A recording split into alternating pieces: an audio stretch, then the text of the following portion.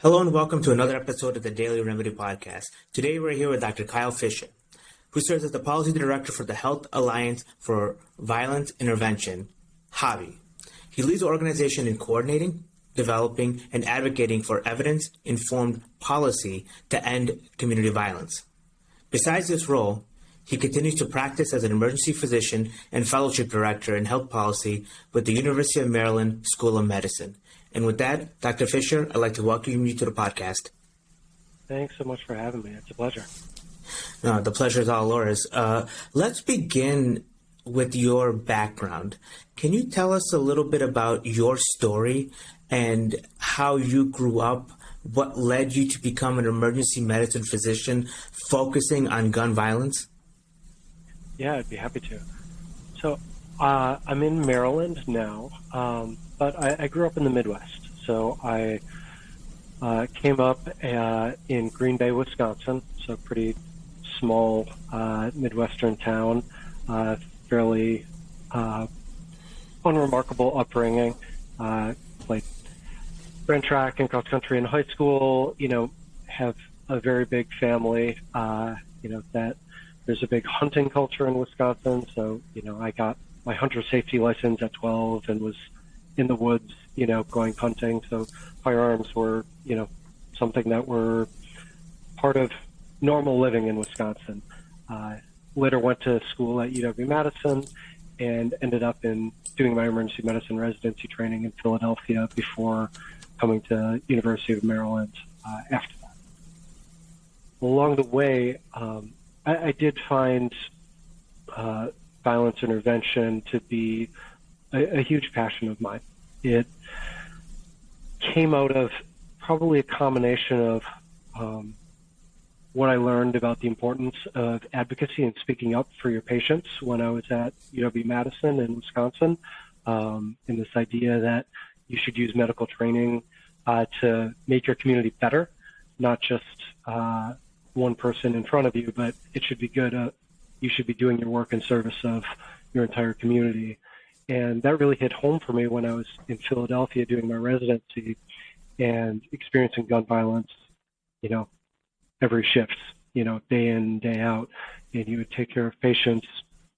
And it didn't seem like there was enough happening to take care of them and the patients as a community.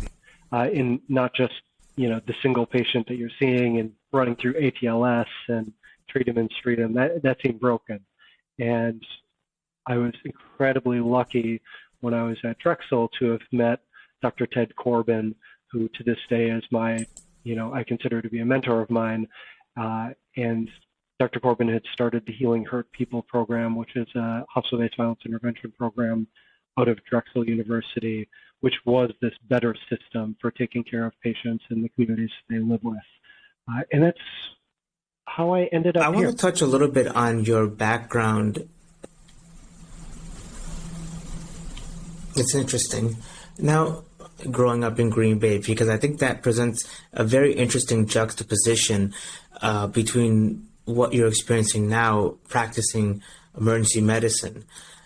Gun culture means many different things in many different parts of this country. At what point did you realize the concept of gun ownership is so dramatically different in different parts of the country? And did that at all come into the calculus in deciding to be an advocate for gun violence? So, from my background and growing up in Wisconsin, what I've always taught or been taught by the people around me, my family and friends, that, firearms are a tool. It's, and you can use that tool as either a way to hunt a deer or to, engage in warfare. That's what it is. It's a tool. And so because of that, you address it straight on with what it is. And it's absolutely the truth that America has a very different landscape of firearm ownership than the vast majority of the rest of the world. But, it manifests in different ways. So while there may be community violence in cities like Baltimore where I practice.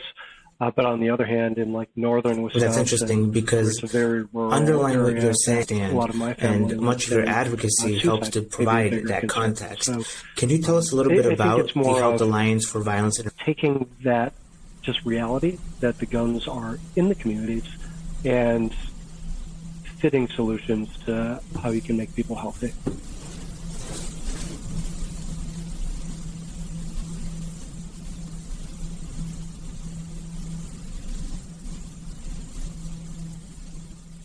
is that the context of the use determines the overall risk to the user.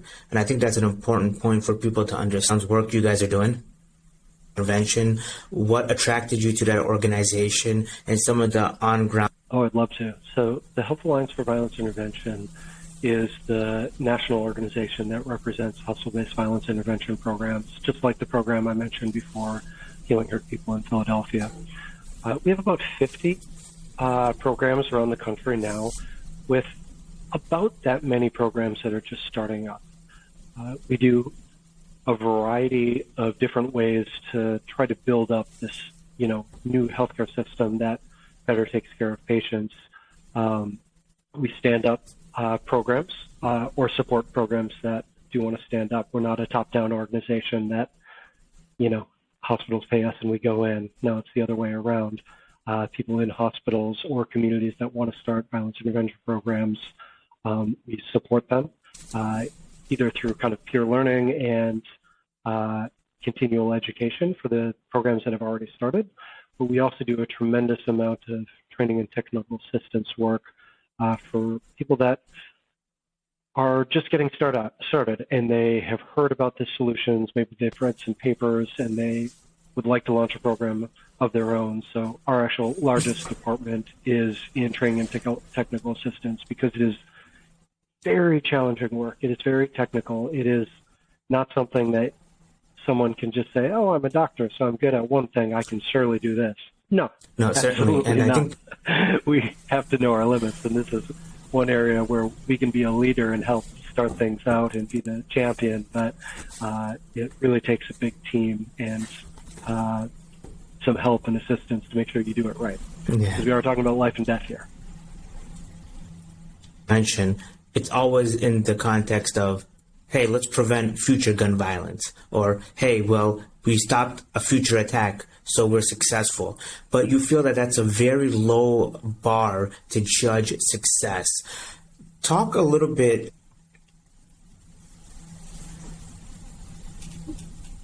People don't appreciate the full extent of work that's required. You mentioned last week at the Association of Healthcare Journalists conference that when people talk about gun violence prevention,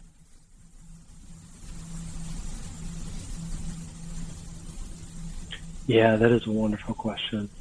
Let me just preface this by saying that, I like to, whenever I go and maybe you would provide an example about some of the on-ground concrete work you guys are doing I like to make really sure that effectuate change beyond just the buzzwords. It's not one single thing, right? Gun violence is a number of different diseases. It's kind of like how as doctors we always kind of cringe a little bit when some politician says, we're going to cure cancer.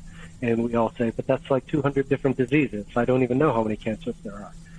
Similar with gun violence, right? So there's community violence, or previously known as street violence or gang violence, things like that. Suicide, that's the number one cause of death from gun violence in America. There is intimate partner violence, child abuse or child neglect, non-intentional. We don't like to say accidental because everything's preventable. Mass casualty shootings, and we could go on for a little while like this, right? So with all of these different types of gun violence, there are different ways to approach them. And just like to keep that in mind because depending on the listener, you might be in one space or another where it might make sense for you to spend more of your time, for example, looking at suicide prevention rather than community violence, depending on where you work. You always want to match your practice to your patients, where they're at. And so on the side of community violence, we do recognize at the hobby that it is incredibly important that we can save lives. You know, I'm an emergency physician. It's what I love to do, right? That's why we go to the ERs. We're hoping to save some lives. But that is kind of the start of the story and the lowest common denominator for what healing really looks like. And to think through this, let's imagine a patient, and we'll call him Mike. Let's say Mike lives in my city in Baltimore, and he's living in West Baltimore, where there's been, you know, disinvestment for decades. There was redlining a long time ago. The lead pipes that were installed, you know, decades ago still haven't been removed. The neighborhood has, you know, been suffering from the opioid epidemic, which is still still going strong. Their mass incarceration has really affected the community. And because of all of that, when before Mike has shot, we gotten injured, there's been a lot of going on. And when we think of adverse childhood experiences and that Kaiser study that came out decades ago, we know that adverse childhood experiences causes trauma and changes with our development. You know, when your baseline cortisol levels are changed because of these traumatic experiences, that makes a difference. And in communities that suffer from endemic gun violence, we know that those traumatic experiences, or ACEs, they cluster. So before Mike has an injury, he's already been exposed to that. And so now imagine Mike gets injured, he gets taken to a hospital where he gets a chest tube, he gets intubated, he goes to the operating room, and then thankfully he improves and gets discharged. But what happens after he gets discharged? So he's likely going to be discharged back to the same neighborhood that the shooting occurred. And on top of that, now he's dealing with all of the mental injury and social challenges that result from a gunshot wound. So post-traumatic stress disorder doesn't just exist in soldiers that returned from Iraq and Afghanistan. The human brain does not recognize a difference between injuries in Baltimore and injuries in the Middle East. It's simply not the case. So we know that that's highly likely.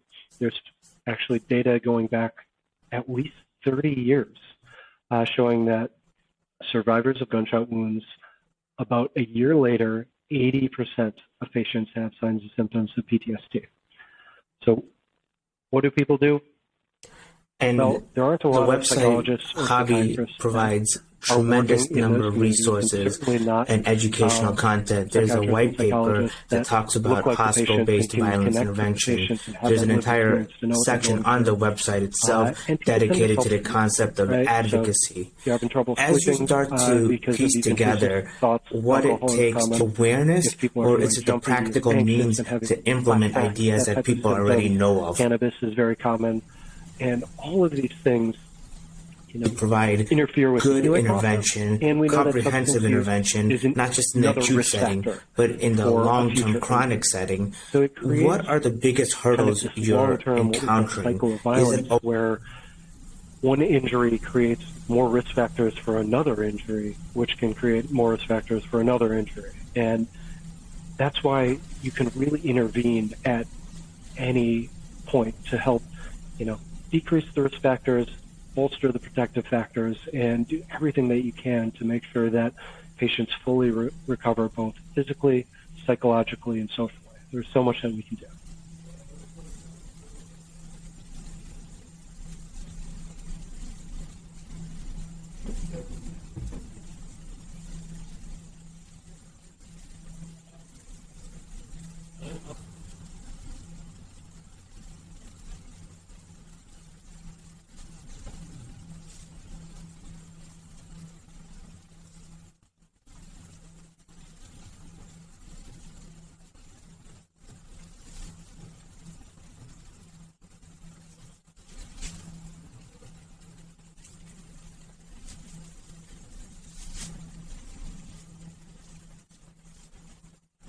think it's both. Hospital-based violence intervention programs have really picked up quite a bit of steam over the last few years, despite the fact that the first programs were launched roughly 25 years ago. The first programs, there was one in Oakland called Youth Alive that is still running strong to this day. In Milwaukee, there is a pediatric program called Project Ujima, which is still a fantastic program. And on the East Coast, Boston Medical Center and Baltimore Shock Trauma Center were some of the originators. There's a few others as well. And so the program started 25 years ago, but we all know in medicine there's that old line that it takes 10 years between creating something and it being implemented in practice.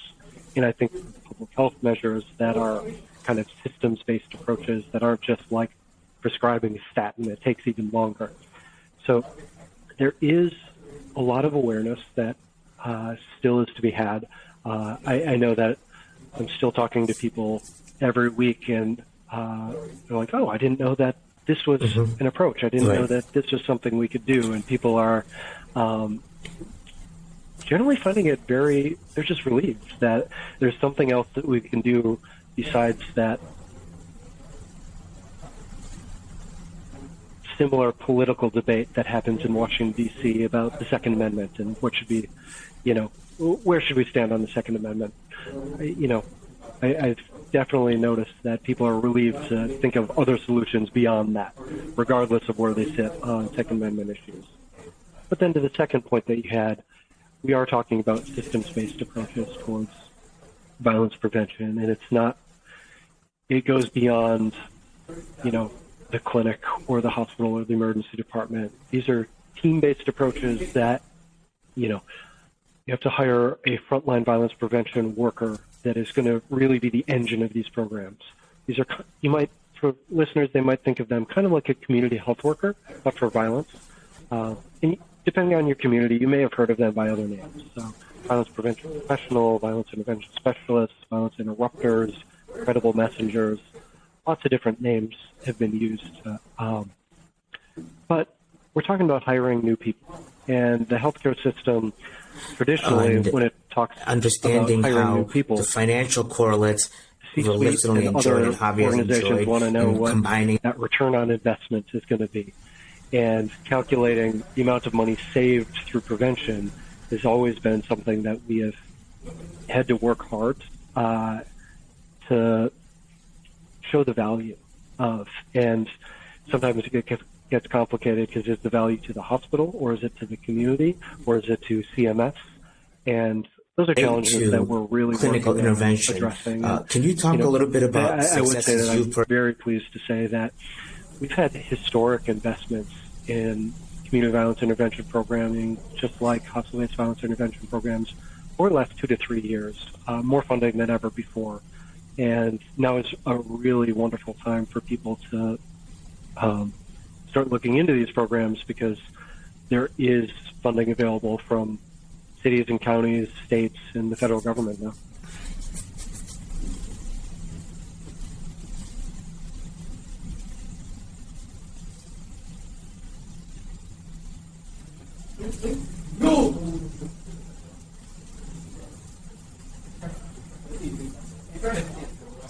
It's interesting. You mentioned that you were quite successful with Medicaid, those financial correlates with the clinical metrics. So, I'm a public health, public policy guy and an ER doc, so it's a very, very practical, like, what are steps A, B, and C that we need to do to make sure we are successful? That's kind of the EM mindset. And, at the Javi, when we think about things, it's, okay, we believe that violence prevention is a public health and a health-based issue.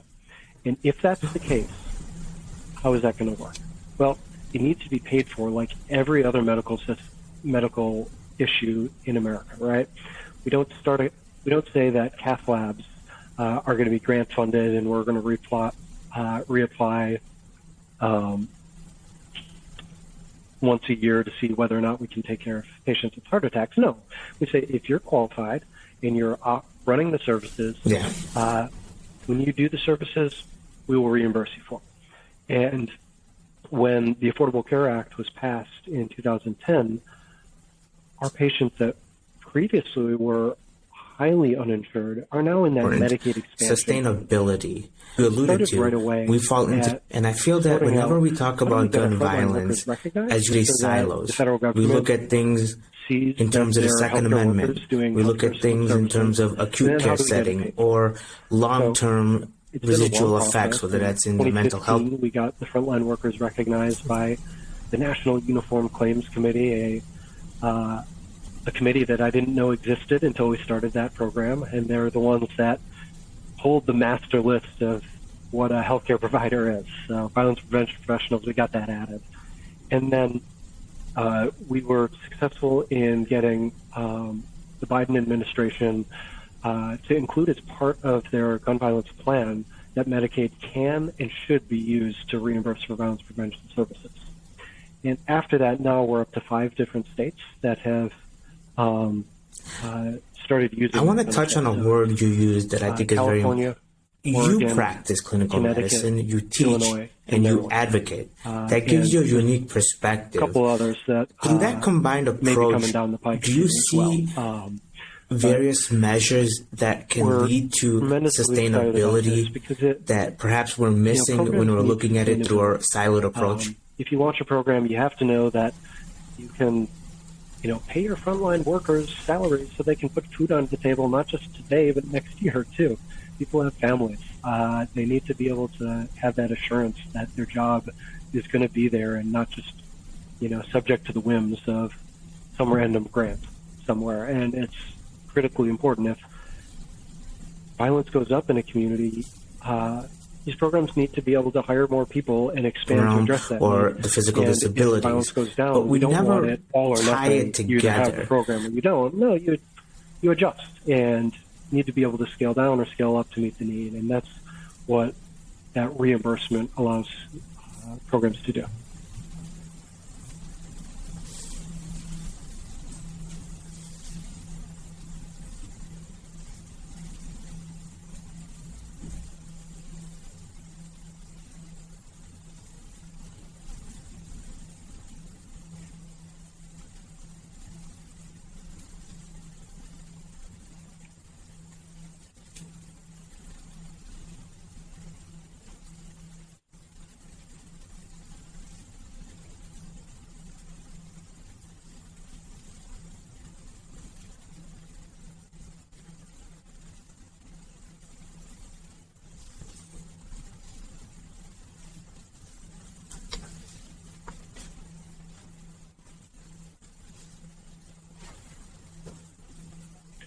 Yeah, absolutely. One thing that I've really learned through this, 3 different things.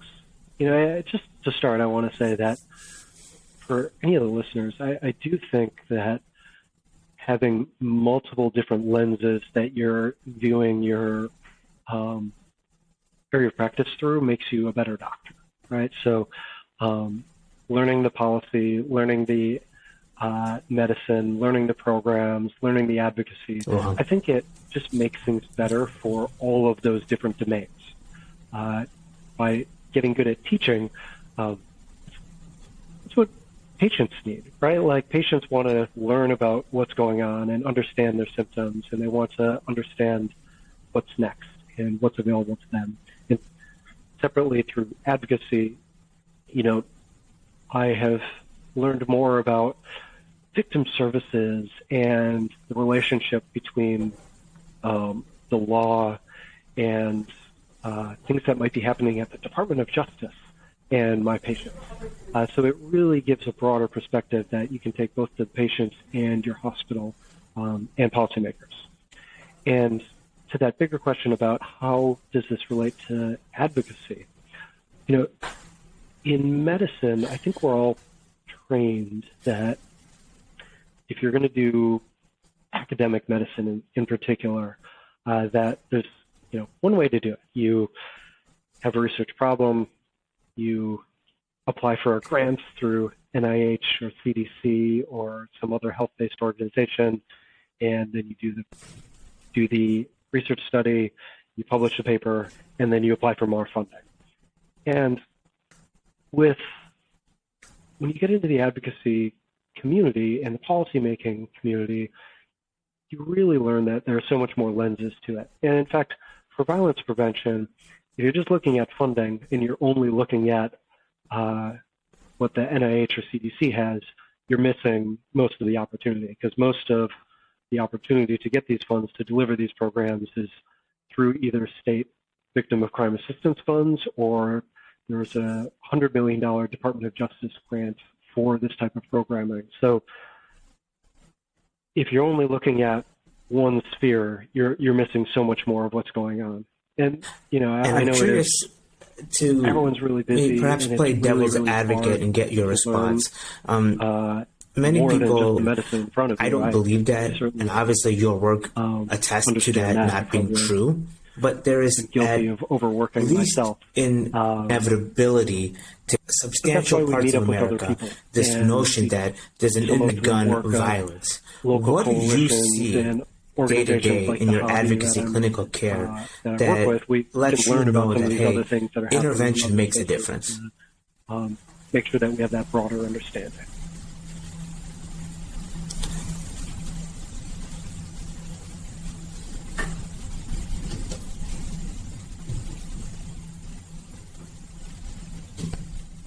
I think that broader understanding is critical to finding solutions.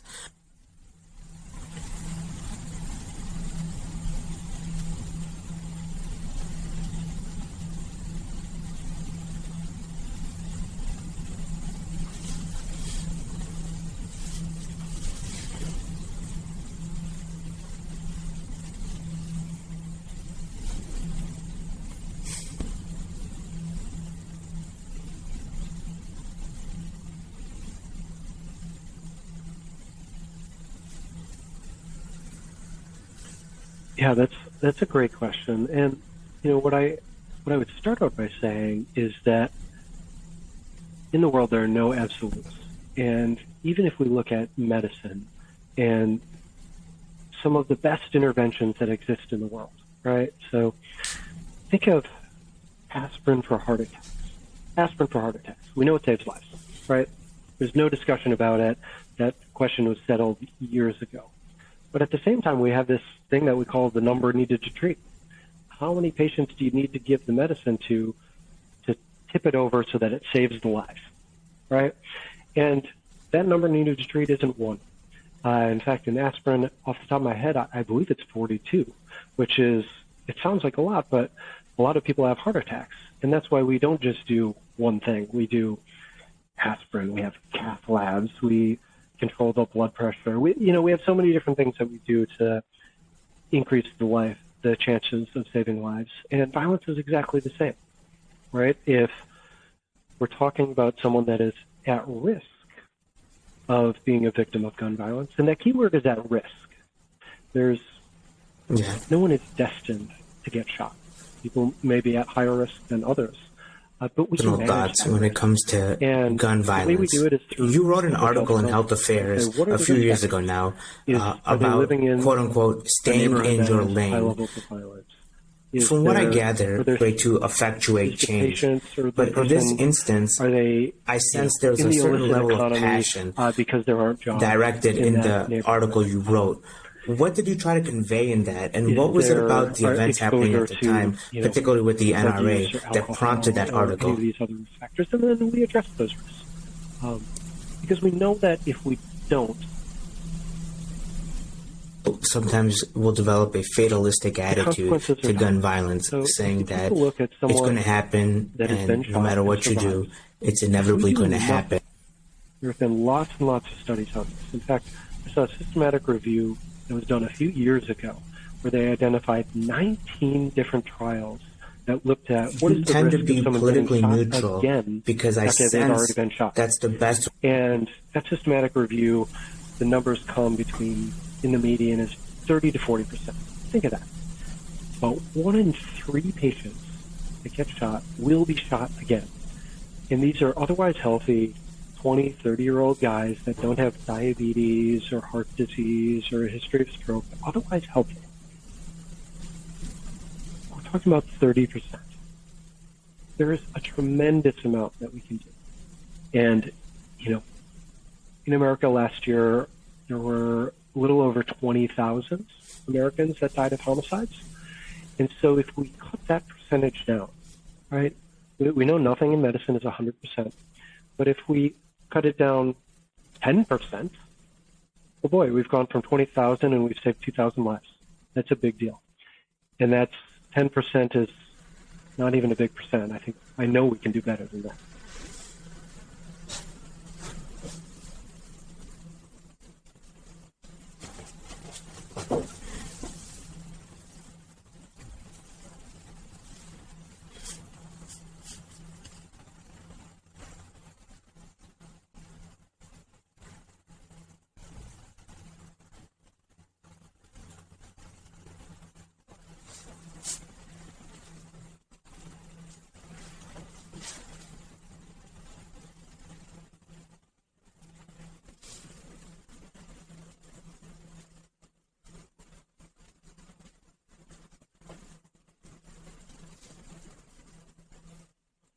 Yeah, so if folks remember, a few years ago, there's a set of guidelines that came out from the internists, I believe, I like talking that. about And gun safety. And I want to transition a little bit to and talk about the changing NRA hearts and minds. Obviously, when the back in a NRA very makes a public way, misstep to that saying that degree, doctors should there's stay in going to their be lane pushback and practice coverage medicine. in this And biased, but out day of to that, day, we there see really so was a much massive media narrative pushback, framework, from often unintentional, really from physicians biased framework, violence all as backgrounds, almost caricatures ER docs like me and of trauma surgeons, certainly, stereotypes that but exist. they're internists and psychologists, In your and psychiatrists, opinion, and from the people from all perspectives you backgrounds have as that, hey, clinician, I deal with this advocate, on a daily and now basis. policy leader, Don't tell me what I can't. what's wrong with how Don't the tell me how media to take covers care of my gun patients. violence? I know how to take care of my patients. I've got an eye on the community, and we know, we can do this. And I was really proud to be a part of that movement and standing up because, we, in medicine, we're trained to evaluate the literature. We're trained to look at a paper and say, hey, what works, what doesn't work, what needs more data. And I think even though there are hot button issues and people arguing in Washington, Biased D.C., nonetheless, that simplifies those there involved are very in gun practical solutions that don't have to be heated. Don't get me wrong. Don't tell me I can't take care of my patients. I'm going to take objection to that, and I did. But part of what this is our lane movement was about saying, hey, we've been studying these issues. We take care of these patients. We hear their stories. We are the ones that tell patients' mothers that they have died, and they are all telling us that something has to change, something has to improve. And we've looked at the literature, and here are some solutions. This is what the literature says. And we are members of this community and have knowledge and have expertise, and we are here to try to make our community better.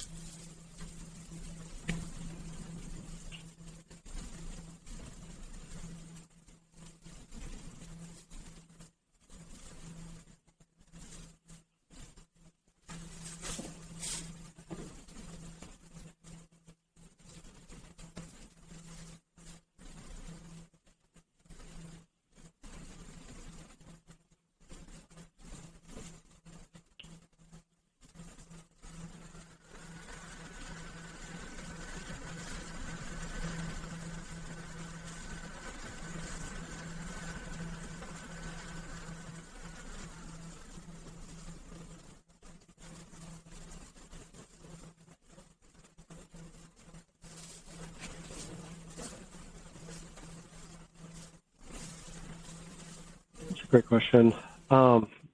It's overly simplistic, I think, is the biggest issue. It does oftentimes feed into many stereotypes that are often, frankly, racist in origin, right? When someone gets shot in a white community, they are talked about of they mentioned how they ran track in high school and talked about the promise of their future. But, when my patients pass away, and coming from Baltimore, that's oftentimes all that succinct but well said. And a young black man. I would imagine Javi is at the forefront in those who are interested in getting involved, in providing those solutions, and for them to collaborate with Javi at their own medical institution. So I think view and how can they get involved with Javi? It can really improve. So one is, infusing back that humanity in who these people were. Every patient and person that either dies or survives a gunshot wound, they have a story, they have a history, they have family, they have hopes and dreams and plans for the future. When that person dies, it is a tragedy for every person in their community. They're leaving behind kids and brothers and sisters. And I would just implore journalists to think through, okay, who's going to read this, and who in that community that knows that person, what would they think about this? Would they think this is, an apt, remembrance of the events of that day and that person's life? Because we are human beings after all. But then second, I do think that there's a lot of work to be done to connect to solutions. We talk a lot about violence, and what I oftentimes see is, or simply to get involved in general advocacy. How can they get a hold of? This weekend in Chicago, the police chief says so and so. Well, what did the health commissioner say? What did the public health department say? And with that, Dr. Fischer, I want to thank you so much for your time. Thank you for your advocacy at Javi and everything that you do, not just for your patients. Have a great day. You're only going to get one viewpoint. For the community at large. There are lots of solutions, like we've already said, between hospital prevention programs. Okay, perfect. You were great, and I will put the page itself. So as people are listening, they can select and link to the multiple people that are part of this community that have solutions. You're not going to get the answer. Good time, sir. Have a good day. It's incredibly important that we really broaden the sphere of the people who are asking about this, because perfect. Thank you so much for. If you don't ask for a solution, you're not going to get one.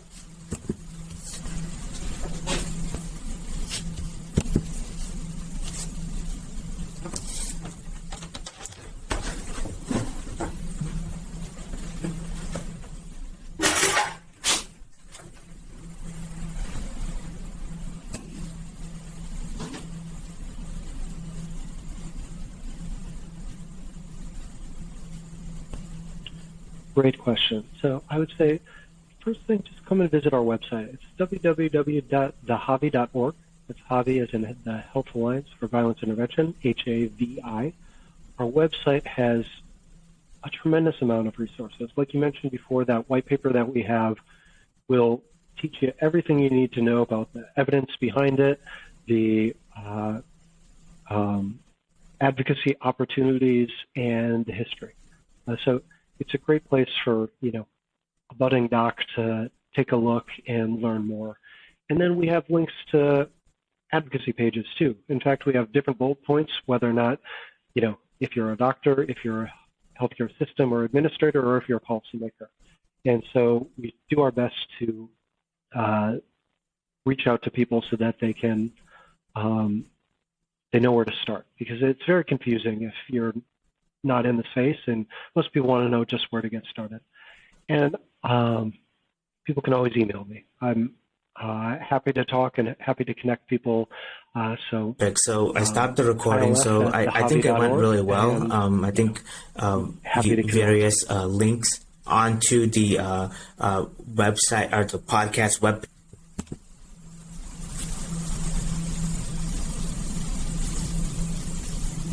Thank you so much. It was a pleasure. You too.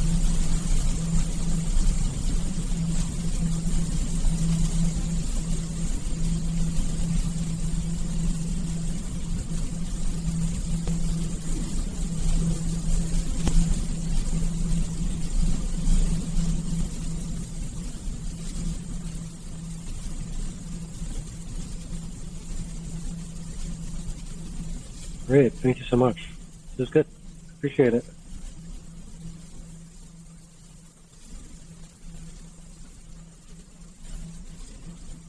Oh, no problem. Sounds good. All right. Thank you. Take care. Bye.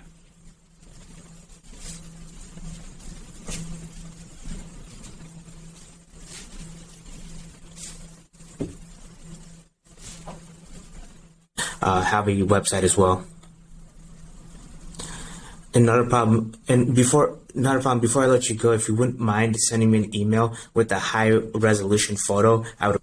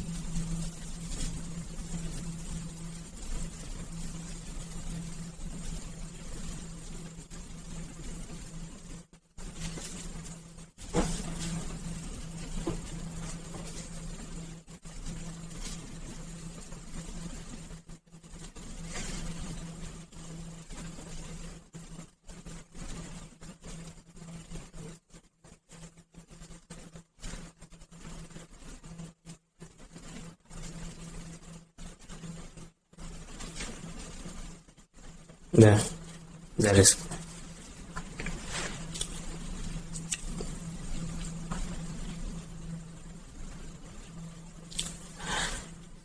I want to talk a little bit about your own